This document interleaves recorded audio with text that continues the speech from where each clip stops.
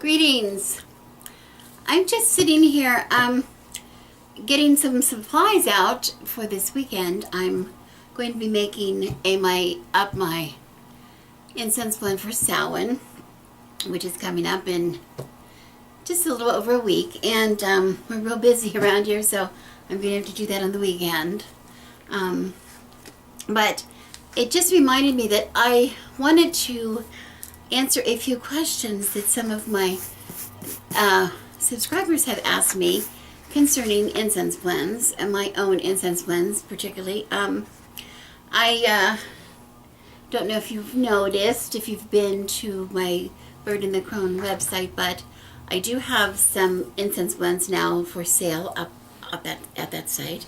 I have blends for each Sabbath and each Esbit. I have also blends for, particular blends for harnessing different elemental energies, and also for some specific intentions are up there too. And of course, then I have some grouped into sets that you save a lot more money actually too. But anyway, I wanted to talk to you about it. Answer the questions. I thought this, excuse me, this would be a good place to answer the questions that I've been asked. Get it over with, because maybe some of you have the same questions. The first question, that it's not actually a question, but I've had several people say to me, well, I'd like to buy some of your incense, but could you just pick me out something that smells nice? Well, I have several points to make there. First of all, the blends that I sell are dry, and I sell them packaged like this. I don't know if you can see. This is a Lameth blend. They're dry, and if you have experience with these dry blends, you know that they really smell differently when they're dry than when they're fresh. A good example, one of the best examples, is lavender. Lavender has a really different fragrance when it is fresh, when it is dry, and again when it is burned, it gives off a different fragrance, and that's something that makes a lot of sense, right? So when they're burning, they're going to smell differently than when they are just dry. And these, as you can see, are not, the way I sell them, these are not blends that are meant to be sitting around in a bowl. My blends are made with intention. In other words, I select blends, I select ingredients for the blend specific for the intention, whether it be a Sabbath, Esbit, love spell, whatever, okay, full moon, okay. I make them in this size. My Sabbath blends are in this size.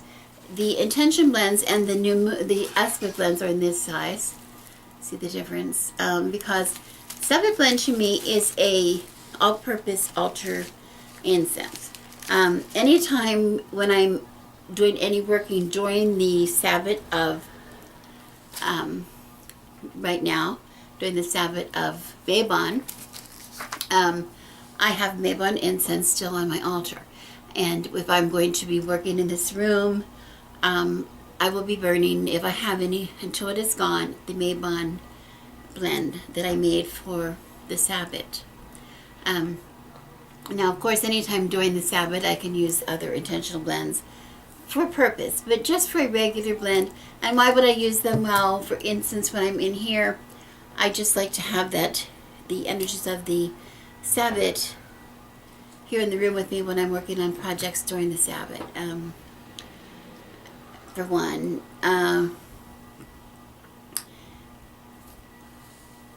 for two, and which I will get into in a minute, I don't use artificial incense inside my home, and I'll get to that in a few minutes. Okay. Okay. The second, so anyway, to answer the first question, I don't create my blends for the way they smell. If you want something for the way it smells, of course I can sell you something for that, but you can get it better easily elsewhere.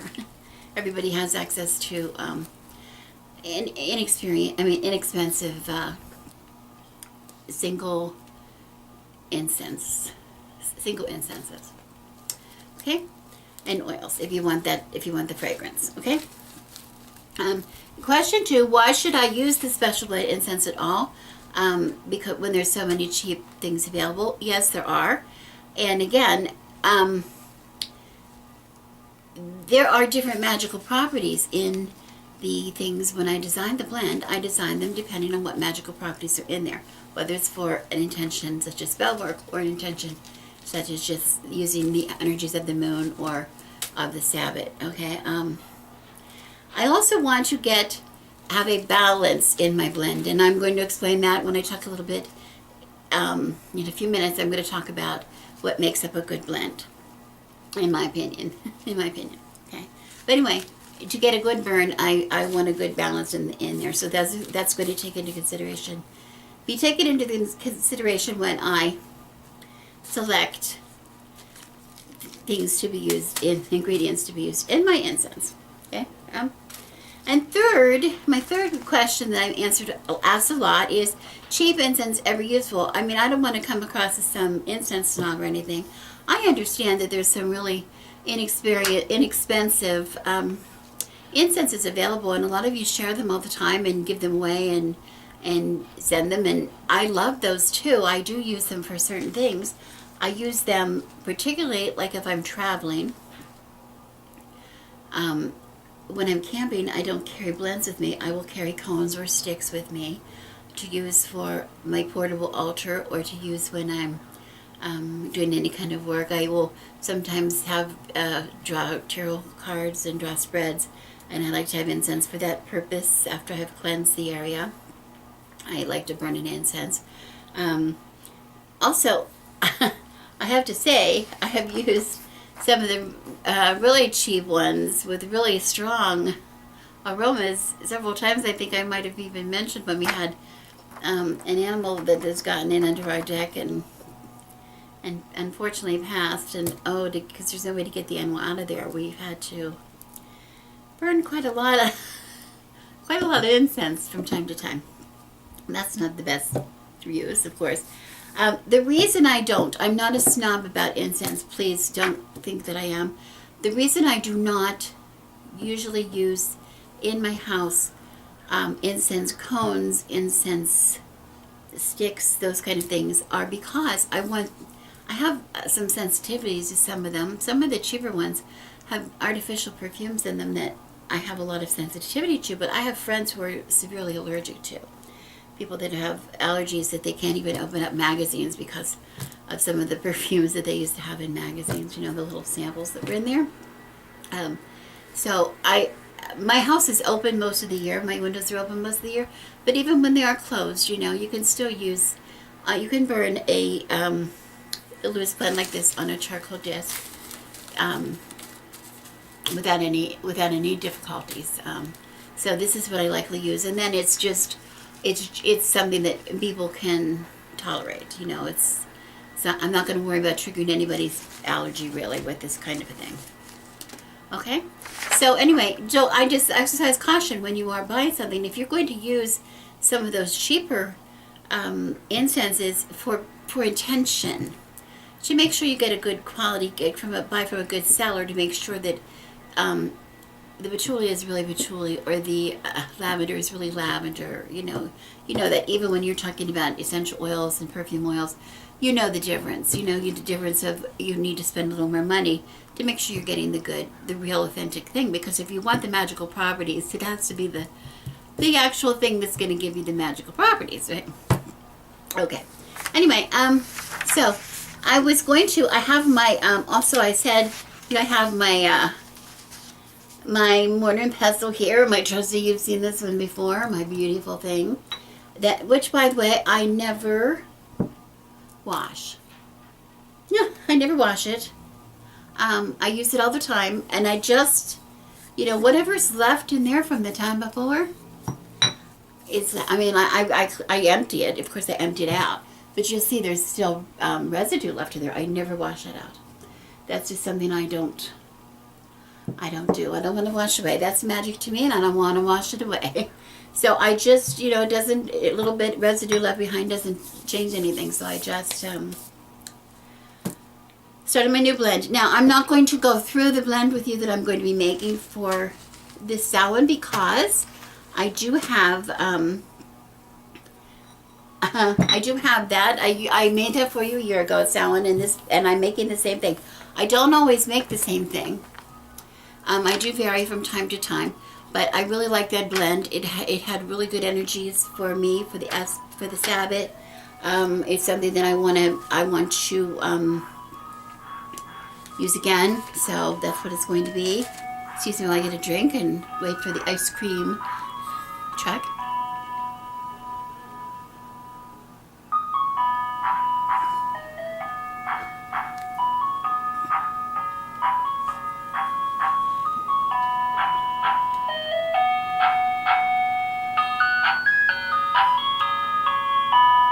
Frankie's. It's Frankie's.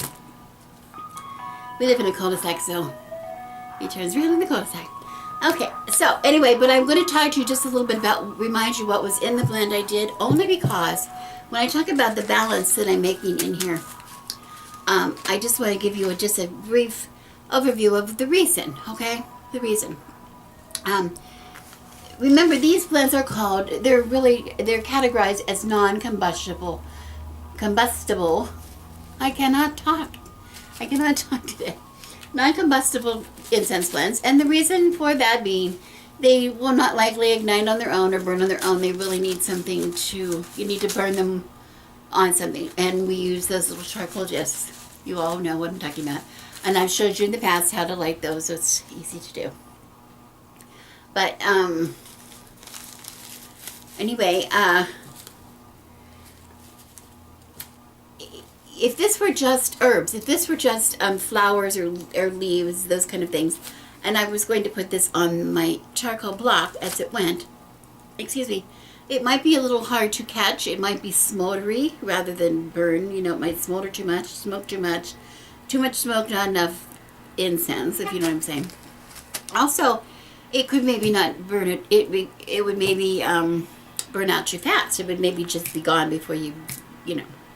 So, a good rule of thumb is when you're making an incense blend to include one resin at least, and one wood, if you can, a resin or wood, particularly, at least one or the other, but for sure, and both is really good too in your blend, depending on how many things you have in your blend.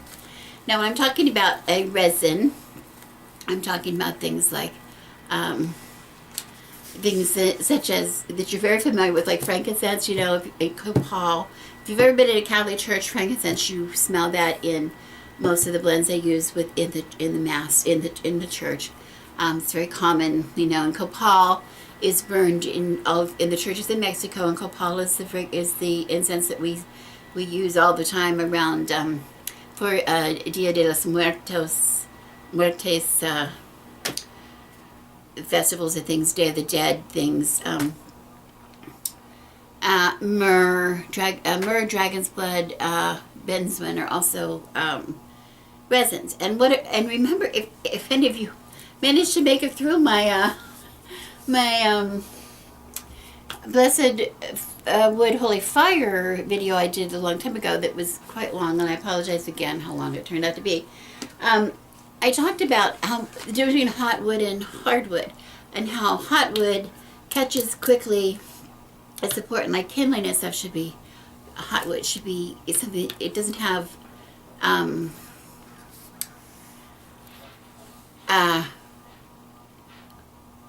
it has a lot of resin in it, and it catches fire, so you use things like pine, pine is a really good example, so that will burn quickly. Resins will burn, it'll get your incense going, okay? Hardwood then will slow that down and burn longer. Remember, in a cook fire, we use hardwood, lump hardwood all the time in our fires, because that will, once you don't want it to all burn out, give up all its heat at once. Well, the same thing with an incense. You want an incense that will burn. If you're going to use it for a ritual, you want to be able to light it. You trust that it's going to light, and then it's going to last through at least your ritual or whatever you're doing. So, you'd like to have a good combination. Okay. The other thing is, of course, for intentions, I had just some things. I will just remind you what I had in my Samhain blend, so that in case you're curious. I don't know why. But, so enjoy my Samhain incense blend. I use copal, as I said, for my resin. I have ash bark as a wood, and then I also include the herbs mugwort, catnip, rosemary, sage. I have patchouli and pennyroyal and clove also. And if you wanted to know why I would select any of those, in my video that I did a year ago at Samhain, you'll see me in the video holding this. I think I have this with me, or maybe I have this, which is one of my book of shadows with me, getting it out of here. And I explain why I picked those things. Okay, don't think that's terribly important. Again, this is my way of doing things, but it gives you an idea of how I go about selecting what goes into my blends. Okay. Now, there's really no secrets about it, and everybody likes different things. So I'm never going to tell you that what I have is right or wrong, right? And I will never do that.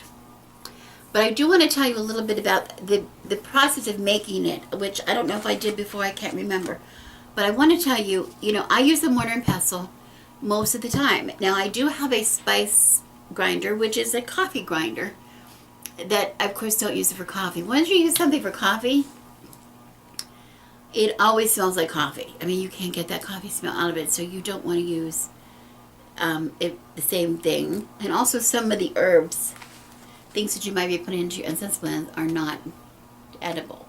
So you want to be careful. You don't want to mix those. But I have an old grinder that I use for just grinding herbs. I actually have 3 of them. I do have one for coffee. I have another one I use just for if I ever need to use it for herbs.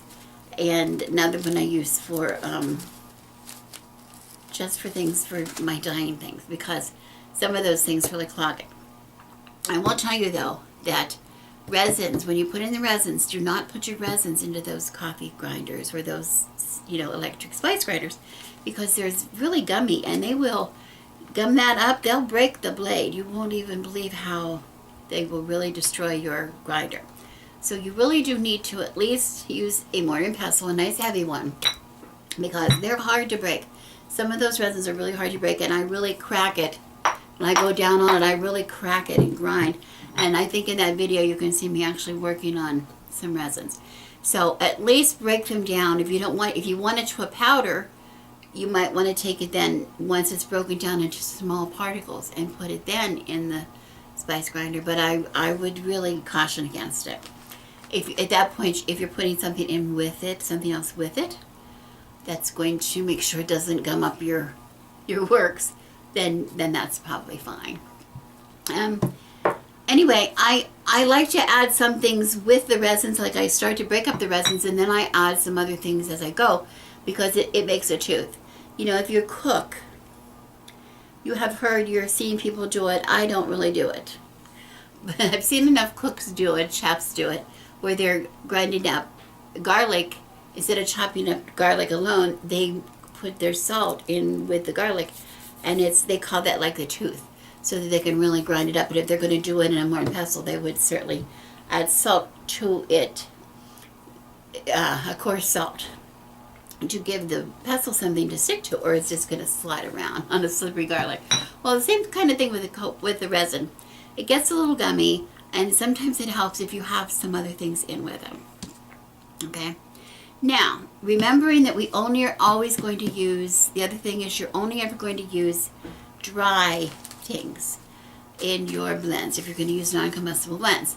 That's why mine are not that beautiful. Like, you can buy them online in other places that have pretty flower petals and stuff in them. And some of mine, you might even be able to see the petals, but most of the time I have them round up pretty small, because, like, here you can recognize this one had some flowers in it. You can sort of recognize. But the point is, they need to be dry, because you're not going to be able to burn a fresh petal, right? Now, Lady Grave Dancer, again, she must be my hero, because I quote her all the time. Not quote her, but I refer to her all the time. She has so much knowledge. But she, when she makes her blend, she had a video not too long ago where she was making a blend, and she was collecting things a couple weeks before the actual ritual. So she was collecting things from her yard, flowers and, herbs and whatever. Yes, and then she was putting that to dry because it had to dry before she was going to be able to use it. That's a really brilliant thing to do. I do that all the time with things like flowers. I have a friend who grows the most glorious roses, and she does not use anything on them. They're completely organic, and when she'll bring me a bouquet of roses, and once the petals are starting, the blooms are spent and they're starting to drop petals, I pull the heads off of the roses and stick them in a basket in or a bowl in the room, and in any room, and just leave it like that. And every once in a while I'll go in there and just mix it up a little bit. Fortunately, we don't have enough humidity that it's going to, nothing will mold or anything, and they just dry beautifully and naturally. I do the same thing with sage. I tell you, sage clippings that come from the yard, I leave that in bowls, and that will dry. Some things you can dry quicker if you forget. Like one of the things I forget to do, because I have rosemary in my yard, is when I want dry rosemary, I have fresh rosemary. Well, fortunately I have a dehydrator, and you can dehydrate some things in that, pretty quickly. Okay, so but remember, when you're going to burn it, it's got to be dry. Okay. Now I don't use, if you see the ones that I sell, again, they're not, I don't know how well you can see this. Can you see? I just want to show you. It's not ground to a powder. I mean, there is powder in it, because some of the things, of course, are powders. But the reason I don't grind to a powder is because I like to pinch it. I like to pinch it. Or, I use a spoon too, but I like to also pinch it with my fingers. So it's harder to, I want something to pinch. But I want it small enough. If it's not broken up enough, you're not going to have a mix. You're going to have, like if you have big pieces and big flower heads and stuff in here, and you use a spoon or you pinch it out, you're going to get nothing but calendula, or nothing but rose, or nothing but, if they're big pieces. So if you buy it from anywhere else that are big, when you get them home, before you use them, you need to further break it down into something like this, or into a spice grinder, before you burn it. Usually, if you really want the proper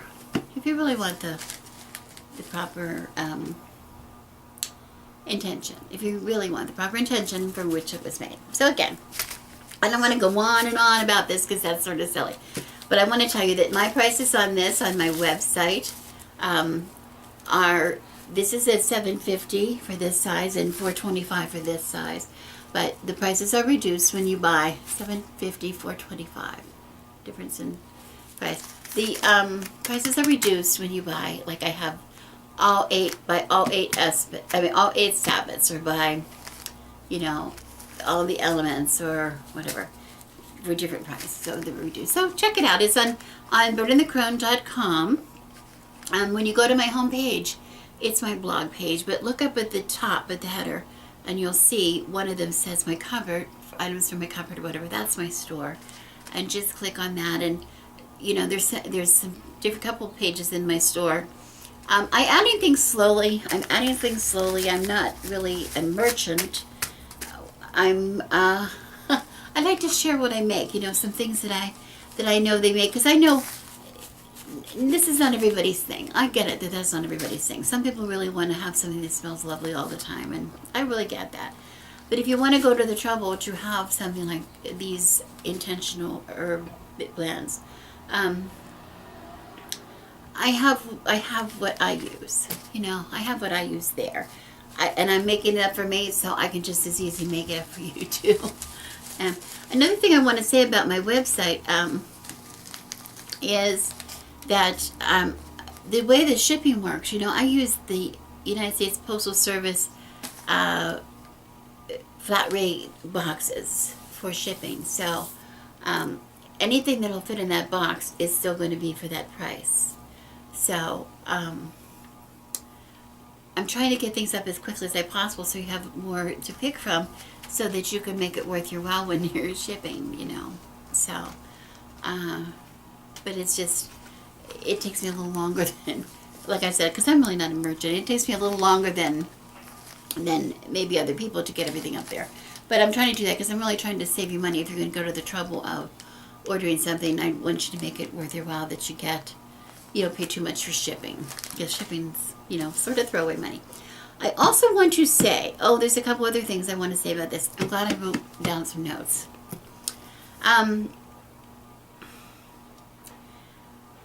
Never, ever, ever, ever, ever, ever use charcoal briquettes. I can't really talk. Just a second.